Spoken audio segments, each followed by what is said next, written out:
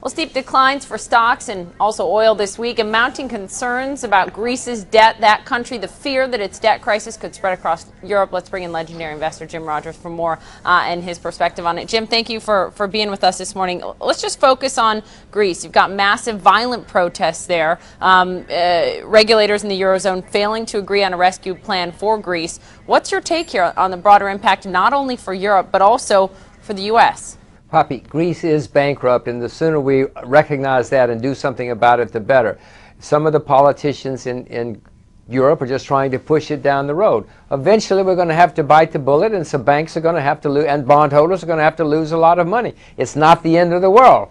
It's losses, but it's not the end of the world. Should Europe be preparing for what I've seen some headlines saying their own Lehman moment when it comes to Greece? Should they be preparing for this? Absolutely. I mean, there's no way Greece can pay off those debts. If you just look at even when all their austerity plans, Poppy, the debts still continue to rise. They rise at a slower rate, but the debt goes up. This is not going to work, pushing the can down the road. Somebody's going to have to take some losses, but Poppy, that's good. You take the losses, you reorganize, and you start over from a sound base. Then people make a lot of money. The question is, how quickly does that happen? And if we are indeed kicking the can down the road when it comes to Greece, action needs to happen soon. We're seeing the impact here. We saw oil fall 4% Wednesday alone, largely on those concerns about Greece. The market is headed for 7 straight weeks of declines here in the United States. We are in the midst of our own debt crisis. Yes, Poppy, I'm glad you understand that. I wish everybody in America understood that. America's the largest debtor nation in the history of the world.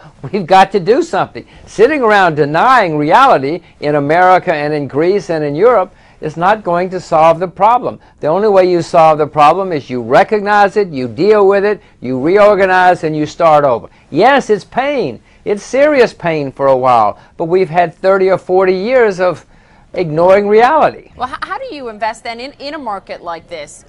Looking at equities, do you think they're fairly valued now? Is this short-term concern? Is this long-term concern? And also looking at oil, just around $94, $95 a barrel. Well, people are dumping stocks right now, and usually if it really gets panicky, you should probably step in and buy for a while. There'll be a rally whenever you have a lot of panic. But over the next couple of years, so Poppy, I'm concerned about equities. I mean, every 4 to 6 years in American history, we've had an economic slowdown.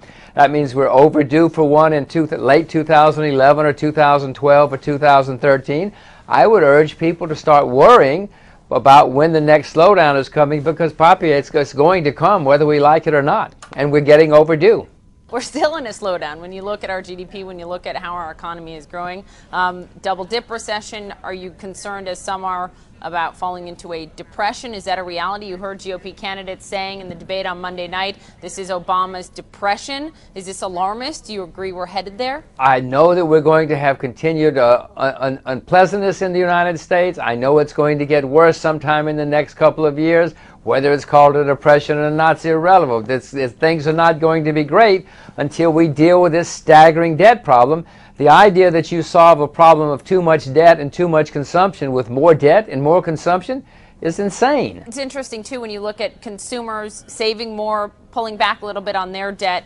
You see companies doing the same thing. Interesting, you look at the states of the United States of America, not the situation when it comes to their balance sheet. And when it comes to U.S. credit quality, even Ben Bernanke saying, look, you've got to raise the debt ceiling. There's not a choice. At the same time, you've been an outspoken critic of Bernanke's. You've said that every month that he's been in office as the Fed chief, he's been wrong. So what's the solution on the debt ceiling? Poppy, can you find a single time where the man has been right in the last 8 years? I cannot, and I don't know anybody else who can either. The solution is to stop spending so much money. We're the largest debtor nation in the history of the world. We're spending over $1 trillion a year more than we have. I mean, Poppy, this cannot go on. I don't like saying it. I'm an American taxpayer like you, but we've got to stop.